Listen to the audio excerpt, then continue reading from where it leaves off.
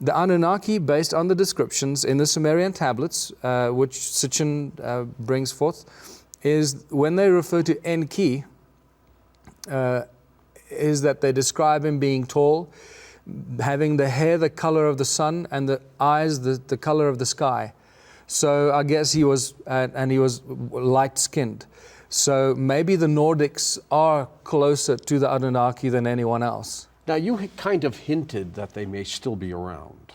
Well, there's What do you mean? Yeah, there's no doubt that the Anunnaki left behind their offspring, and there's definitely a huge global movement with Marduk, Enki's one of Enki's sons, that was in charge. It seems like he was in charge of Egypt for a long time and various parts of that part of the world. And Marduk was left behind to look after this planet and did not necessarily do the kind of job that he was expected to do. He didn't do a good job. No, and so there are these two factions of the Anunnaki, those that left behind, that retained a lower level of consciousness and took the world in a very different, draconian kind of suppressive and oppressive direction that we are experiencing on this earth today, with absolute control through governments and oppression, and those that left, the higher consciousness Anunnaki, that allowed themselves to grow in consciousness. They are beings as well. Thousands and thousands of years have gone by. Their consciousness has exploded as well. And so now we have the higher consciousness Anunnaki and the low consciousness Anunnaki. And I believe those that left, being Enlil and Enki, are very active from a much higher dimension to restore the problems that have been caused by their offspring on this planet. Well, they say that the Anunnaki that they were a warring group, that they attacked each other, and look what kind of folks we are on this planet. We're doing the same thing. I think it gets even more complicated than that, because the Anunnaki were not the only ETs that were active on this planet. There were many, many others. The Greys that we've heard. The Greys, the Zeta Reticuli, the many others.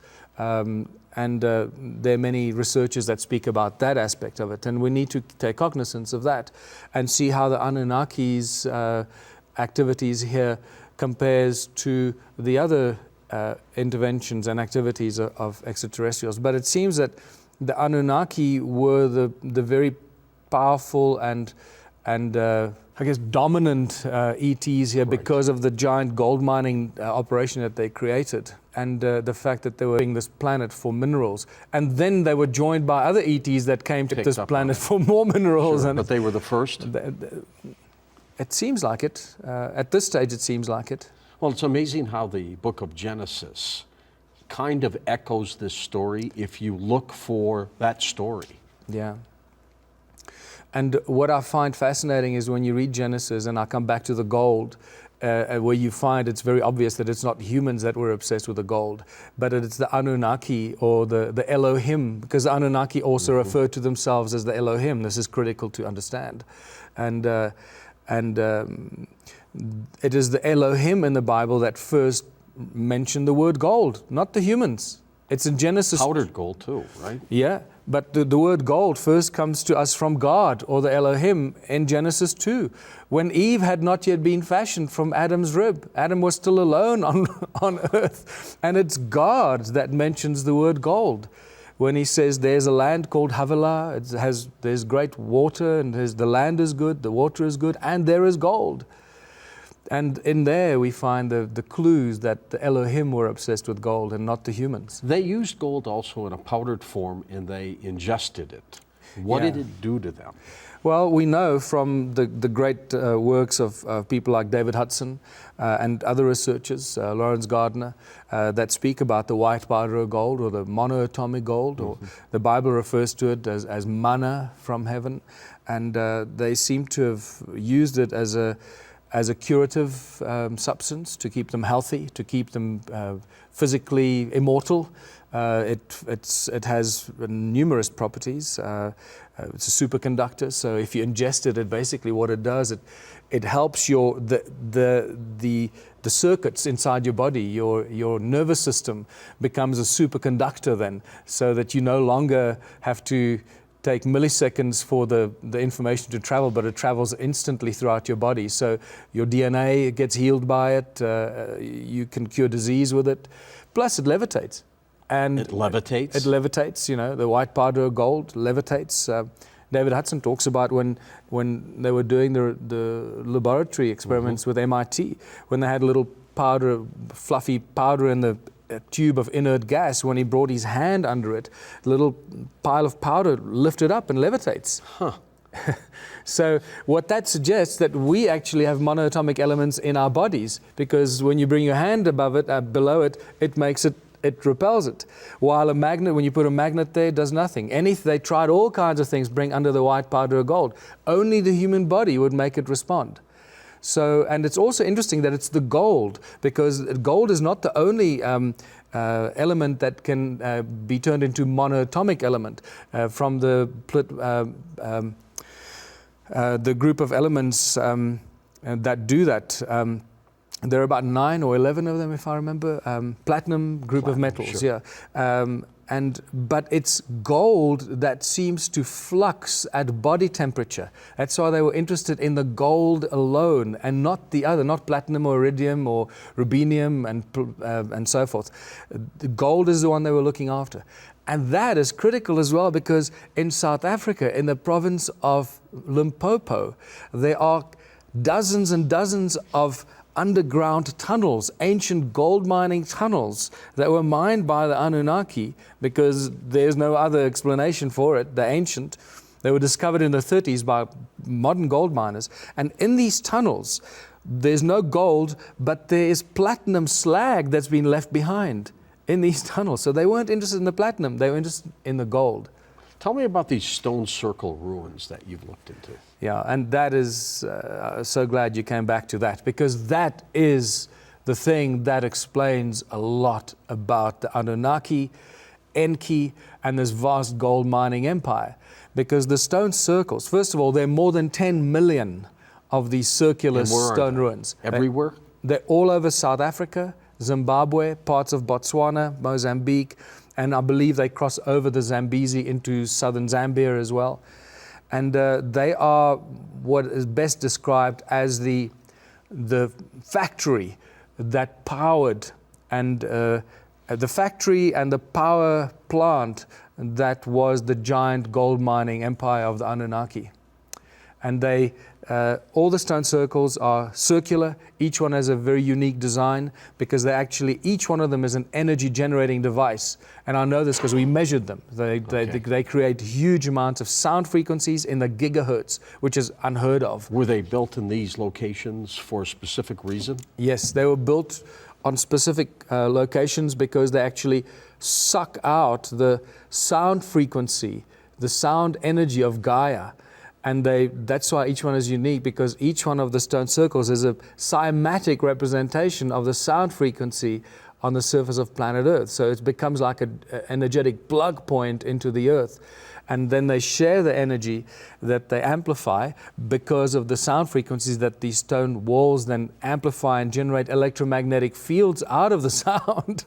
So sound becomes a precursor to electromagnetic fields.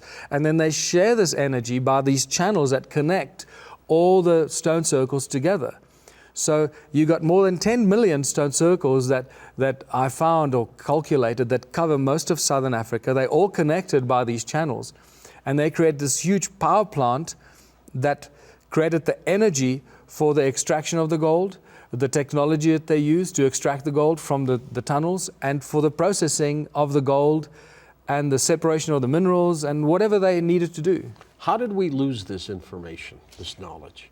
Well, the flood, as we discussed already. Wiped out everything? The flood wiped it out. That seems to be a very important dividing line in human history.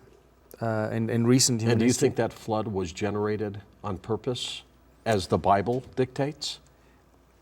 I don't think so. Just a catastrophe? I think it was a catastrophe, and the Anunnaki knew it was coming, and they prepared for it. And I also know they prepared for it because we have technology that has detected many, many tunnels that lie hidden below the soil. Okay. That technology exists. And we know that where those tunnels are, and we also know that those tunnels are still filled with gold. And that is a huge discovery. What do you think? They saw an asteroid coming this way and Well, either an asteroid predicted where it was going to hit? Yeah, either an asteroid or, as Sitchin suggests, that their planet or one of their moons was coming very close to planet Earth, and they knew that it was going to cause huge geophysical effects.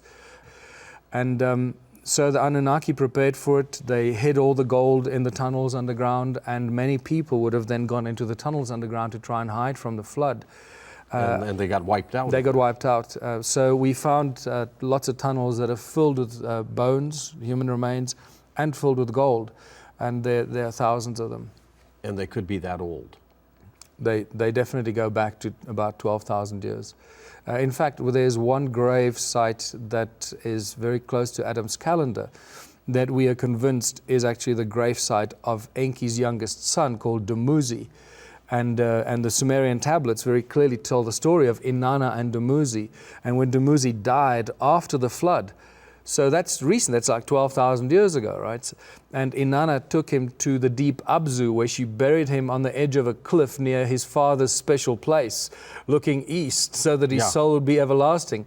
And there's a grave right there that we've detected with infrared technology, that there's a cavity about 3 meters deep and about 3 meters long. Now, a human grave would not be 3 meters long, it would be a lot shorter. And it's been confirmed by Baba Credo Mutwa, the preeminent Zulu shaman in South Africa, who said that there is an ancient king buried at that site. And that ancient ceremonies were performed there by shamans and elders for thousands of years at this site. It's what we call the stone altar, which was discovered by Johann Heine and myself. And that is connected to Adam's calendar, or which is Enki's calendar, built by Enki, which actually is a giant vortex. It's a double toroid vortex. So when this group came here, the Anunnaki, how long ago? Well, Sitchin calculated about 435 to 450,000 years ago. Okay. And my research shows that the tools and the artifacts and the origins of humankind, the furthest I can take it back is around 285,000 years ago, which is an interesting number. Absolutely. As you know, because of the mitochondrial Eve studies, suggest that humanity suddenly sprung up out of nowhere around 250 to 300,000 years ago. Just going like that. And boom. So it's still consistent. The tools and artifacts, and especially Adam's calendar, which is one of the places that we found in South Africa, which is connected to the Anunnaki and specifically Enki, that shows that was established about 285,000 years ago. Okay, so they come here to mine gold, and all of a sudden, the beings, the inhabitants who come here, they don't want to do the work anymore, do they? That's it. So somebody comes up with a grand idea. Hey, the species that happened to be on this planet at the time, what were they? Neanderthals or good question. Who knows? Homo erectus, Homo habilis, Neanderthal.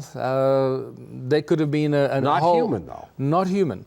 Not the way that we see humans today. So they decide, let's genetically alter this species and create us in their image. Sounds like the Bible, doesn't it? It certainly does. And is that what they do? That's what Sitchin's translations are all about, and not just his translations. There are various other translations, and it's important to note that not everything Sitchin wrote was true and accurate.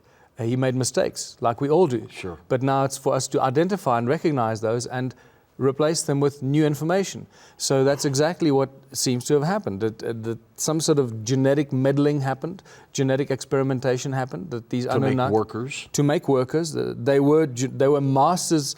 This is one thing that we need to specify. They were masters of technology and masters of genetic manipulation. And they seem to continue having that mastery today. And so they created this. We'll get into that. Yeah, exactly. And the Adam and the Eve, Genesis, talking about the first man and woman, yes, they really were the Adam and Eve of this genetic manipulation. Absolutely. But my information is, and based on what I found in South Africa, is that the first beings that were cloned they were neither male nor female. They were probably more male because they were larger and more masculine in shape. Okay. But they did not yet have the X or Y chromosomes. So the first humans cloned by the Anunnaki only had 22 pairs of chromosomes, which is an interesting number when you start dealing in numeric science, and many geneticists like William Brown suggest that originally we had only 22 pairs of chromosomes. And then when they realized that they needed the species, because they cloned the first humanoid to be a worker, nothing else. Then they realized they couldn't clone enough of them fast enough. They needed them to breed. They needed them to breed. So that's when we suddenly see, several thousand years later, the introduction of the X and Y chromosomes, so that they could procreate. And that's when the biblical story comes into play, when they took the rib from Adam, and basically what they're telling us, they took a little bit of genetic material from Adam. Stem cells, exactly. And created a female. And it's just an amazing story. It is. Now, but you're not saying there is not a God, because the interpretation of Genesis, fallen angels, we're really talking about these beings who came down here, aren't we? What this very clearly highlights is that they are just another group of beings created by a much higher force. Right.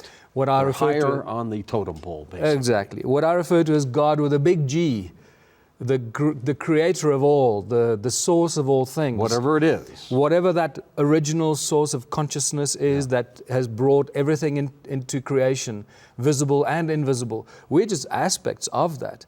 So what this does, what this information and this research does, it actually highlights how much bigger and greater the creator is. I agree. It's one of the most fascinating stories. And what's fascinating for me is the more research I do, and the more parts of Sitchin's work I revisit, the more we find specific places in South Africa that echo what he wrote about. So when Sitchin wrote these statements or these translations, he didn't know that we would discover them and find them. And that for me is critical in verifying and validating much of what he did, and now taking it to the next level and figuring out what were these people up to, who were they, and exposing the vastness of it at the southern tip of Africa. Let's talk about Sitchin for a moment so people can have a better idea of what he did, what he uncovered, and how he found this. Well, he talks about the Anunna gods, or the Anunnaki, the gods of heaven and earth, that came to earth a long time ago looking for gold. And this gold thing is critical because in all ancient cultures, you can't separate human origins and our obsession for gold. And we can trace it to, it's not actually a human obsession, it's actually an obsession of the gods, or the Anunnaki. And the establishment of this vast gold mining empire in this place called the Abzu. So if you try and reverse engineer this situation, trying to figure out where the Abzu is, if we can find the physical evidence and present a vast gold mining operation, then we can say ancient, and you can see it. Ancient, exactly, with the tools and the artifacts, and add the technology to it, that's new technology to us today that we don't yet understand, and realize that these ancients had this technology, that there are more than 10 million of these stone structures in southern Africa, and it's all about gold mining. Then I guess we found the Abzu that Zechariah Sitchin talks about, and the Abzu is where the gold mining was happening at the southern tip of Africa. What were they looking for gold for? Were they greedy people and this was their wealth, or was there another reason? Yeah, no. This is the critical thing that you start to discover when you start looking at how much we really know about ancient civilizations. The gold is not about wealth. It's not about trade and commerce. In fact, the Anunnaki were the ones as well that introduced the concept of money to the human race. Money is not part of a process of barter and trade of thousands of years. There's a very specific time in human history that the Anunnaki introduced the concept of money. And that goes back thousands and thousands of years. The gold is all about a variety of things. And actually, the more you look into it, the more mysterious it becomes. You know, we've heard about the fact that, as Sitchin writes, that they used the gold, they ground it up to a fine powder, and they suspended it around their planet to protect their planet against universal rays, cosmic rays. Kind of like a layer. Exactly. Yeah. Protective shield. Their planet was dying and so forth. Well, that may have been Sitchin's translation then, but if he knew what we know now about the various aspects of gold, he might have changed his opinion on the meaning of that translation. I believe that it played a far more important role in terms of the cladding of their planet. Because what the Anunnaki were doing here was pretty much going against what Star Trek has been calling for many, many decades now, the Prime Directive. And this is a very interesting, fine point. And I've been finding that this concept called the Prime Directive plays a critical role in human evolution and human development. And the Anunnaki juggled that Prime Directive ball very, very delicately.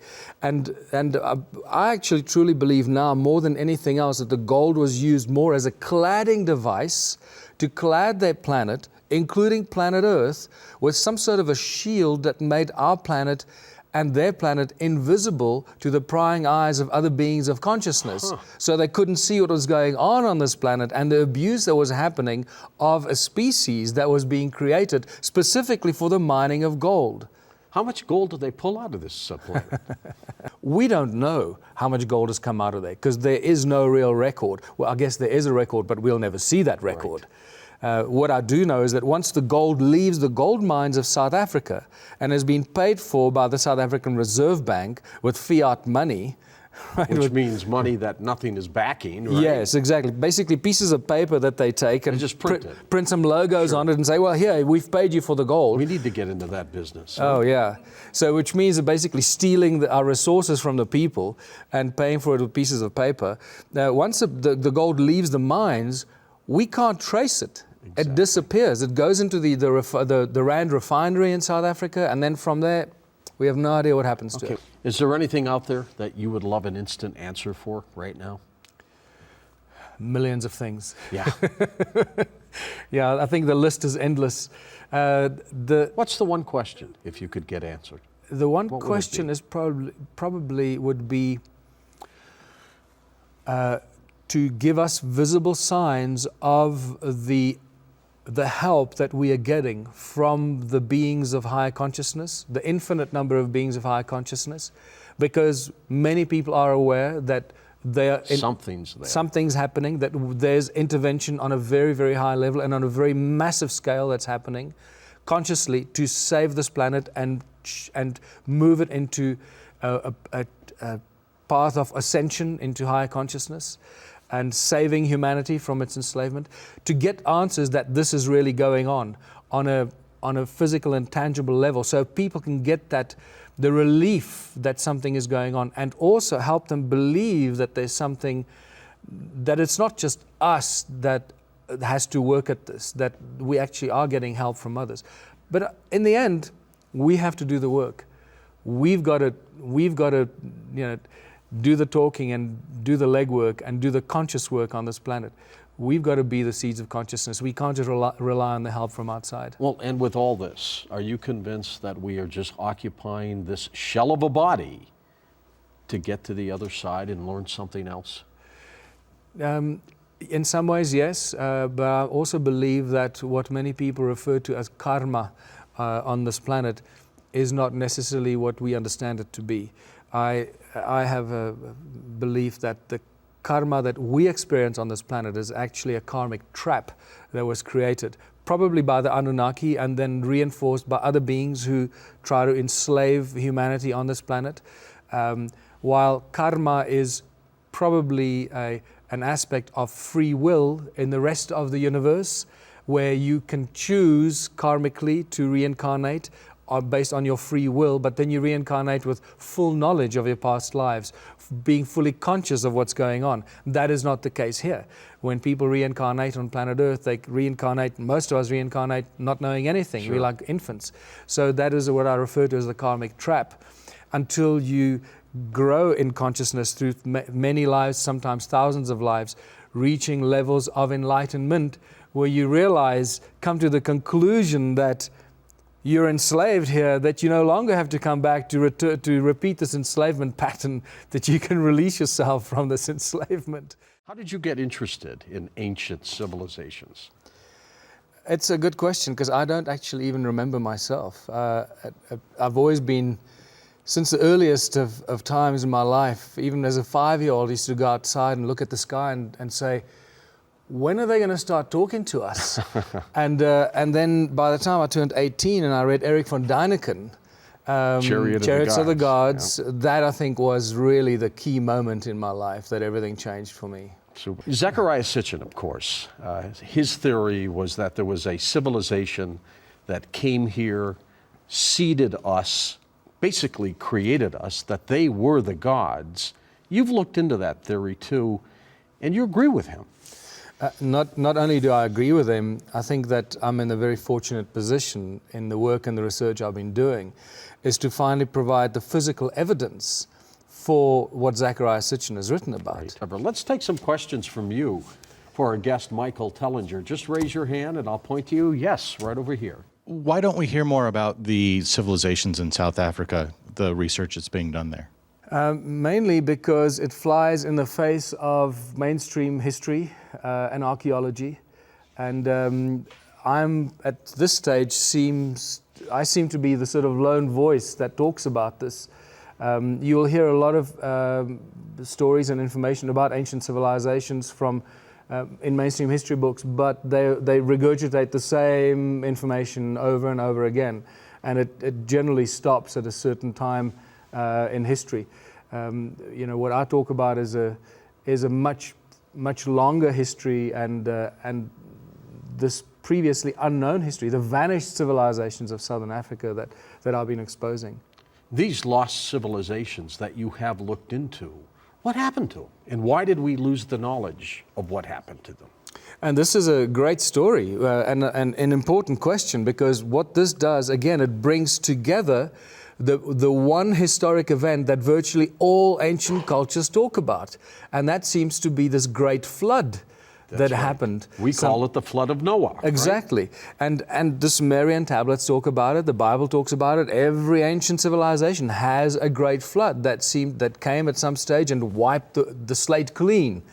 And the evidence suggests that that's exactly what happened in South Africa and Southern Africa, based on the sedimentation and the fact that majority of the stone ruins are still buried by many meters of soil and sediment, and specifically sea sand. Sounds like a tsunami to me, Michael. Well, it's a huge, it must have been huge waves, because we find sea fossils, seashells, sea sand, right, on tops of mountains inside the stone ruins.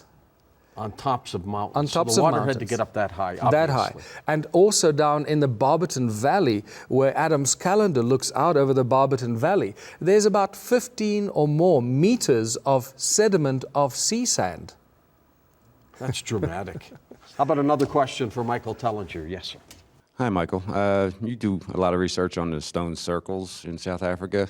I was wondering if you found any evidence of pyramids in South Africa.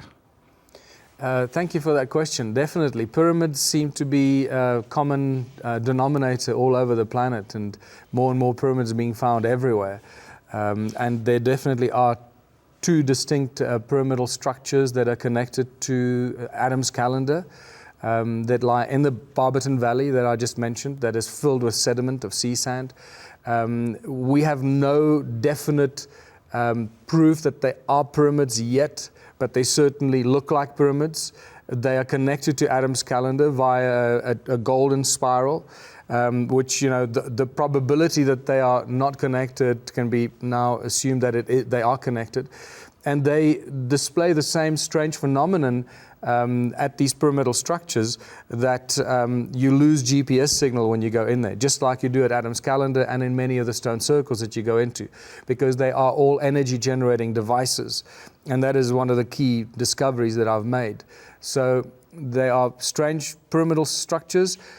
You lose GPS, they emanate strange energies, sound and electromagnetic frequencies that come out of them. and also they align with the rise of Orion's belt from the viewpoint when you stand at Adam's calendar, the pyramidal structures. Michael, Zechariah Sitchin talked about the Anunnaki, that they came from another planet within our own solar system, Nibiru. Yeah. Where is that planet now? Good question. Everyone's asking that question, and I wish we had more definite answers for that.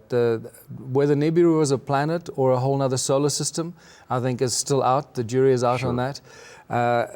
Just recently, there was several years ago, there was this strange planet or a star with several planets around it. It was either a star with planets or a planet with moons that was moving towards us, and that suddenly vanished. It's no longer there. Where'd it go? Exactly.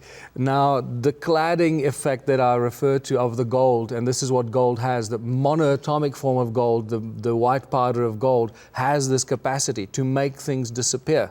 Cloaking. Not cloaking it. So you cannot detect it energetically, and I believe the Anunnaki understood this they're masters of technology. In fact, all the technology we have today probably is a hangover from the Anunnaki. Let's take another question for Michael Tellinger. Who's got one? As we talk about ancient civilizations. You. I was wondering if you had any idea what the Anunnaki look like. Well, I love this question. I know, it's a tough one. It comes up a lot. Yeah. Many have said that they look like us because we are in their image. Right. And I would have to concur with that. But unfortunately, the human race does not all look the same. We're not actually the human race. We're the human races. And there are many race groups among human beings. And that's a critical question. How many planets do you think the Anunnaki went to do exactly what they did here? Hundreds, if not thousands. They've been doing this for millions and millions of years, so it's difficult to judge and pick a number. They just seeded all these planets. Yeah. And but the important thing here is that there's often a very fine line between the Elohim and the Anunnaki, a line of deception. And again, and I need to quickly come back to the brilliant discovery of Micheal Ledwith when he discovered that the opening phrase of the Bible is not what we've been taught it is, because the opening Hebrew phrase does not have the letter Aleph at the beginning of that phrase. And when he inserted the letter Aleph which is an obligatory letter to every script, sacred script has to start with the first letter of the alphabet. When he inserted that letter, it no longer says, in the beginning God created the heavens and the earth, which we all have come to know. Sure. It says, the Father of the beginnings created the Elohim, the heavens and the earth. And that's a spectacular discovery, because it immediately brings Judeo-Christianity in alignment with all ancient cultures and the creation stories from all ancient cultures, that there was some sort of a primordial source, the Father of the beginnings. It makes a lot of sense. That brought forth the Elohim themselves, the gods of the Bible, and everything else in creation. Let's take some more questions for Michael Tellinger. How about somebody over here? Yes, ma'am. Hi, Michael. Do you think Stonehenge in England is attached to the circles in South Africa at all? Is the Stonehenge in England attached to the circles in South Africa? That's interesting. Maybe, huh? Yeah, it's definitely, what I can tell you, Stonehenge is an energy generating device. There's no doubt about that. The technology that seems to be embedded in it is very similar to that of the stone circles in South Africa. So there's most likely a connection. The Anunnaki have been coming here for hundreds of thousands of years. The indication, however, is that Stonehenge is probably more than 1 million years old, based on the erosion on some of the stones in Stonehenge. And this is new information that nobody seems to be talking about. And yet when you go there and you look at the stones at Stonehenge, and you look at the erosion, it's like 2 feet of erosion on Sarsen stone where some of the breaks occurred. And you go, well, hold on. 2 feet of erosion can't occur in a few thousand years. So Stonehenge must be extremely old, probably way more than 1 million years old. You know, remember that Stonehenge was reconstructed in the 50s, so it's not the way it was found. When it was found, it was totally destroyed and just lying there in pieces. It was reconstructed in the 50s into what we see it being today. So it's difficult to say, but it's possibly connected. Yeah. You know, it fascinates me. We've got records of events during our lifetime, right? The Civil War, World War I, II, anything that happened, we have records. We can go back, we can trace it. What happened with the ancient civilizations where it just seems to have ended and nothing got passed along? And then here we are scrambling to try to interpret what happened in the past. I mean, how did it get and why did it get cut off? Well, we got the Sumerian tablets. We got ancient Indian and Asian Sanskrit and other ancient texts that tell us very similar stories about the gods that came to about Earth. Flying machines and Exactly. everything else. And the gold, the obsession with gold. So there are a lot of consistencies in ancient times that are becoming more and more important as we connect the dots. But there's another important thing about the technology, because if you look at what all the ancient sites are made of, they're made of stone. Well, one of the main components of stone is silica, quartz. Right. What is used in the most advanced technology today? Quartz, silica. It holds memory, it conducts information, fiber optics, silicon chips, and so forth. The most advanced technology is silica. And so if we know how to use silica in its original form in the stone, why the hell do we need to extract it? Yeah. Just use it in the stones. And that's what I believe many people are starting to realize, is that all the information is encoded in the stone. You don't need to extract it to put it into, shiny metal objects. That's an aspect of capitalism. You need to extract it, put it into a thing and package it nicely so you can sell it to somebody. If you don't need to sell anything, you don't need to extract it. Leave it in its original form. Great information. Michael, what's your website for people who want to track you and see some of the things you're doing? Yes, michaeltellinger.com. Very simple. Michael. And your books are available all over the place? Yeah, they're available at the bookstores in the United States and on Amazon. And Well, you do a great job. Your research is so important, and this civilization needs more people like you. Well, thank you, George, and thanks for doing your show. Your show needs to be heard by millions. Throughout all of mankind, we have always been trying to find these answers to these many questions. Who are we? Why are we here? And who the heck helped start us? Well, Michael, thank you for shedding a light into that.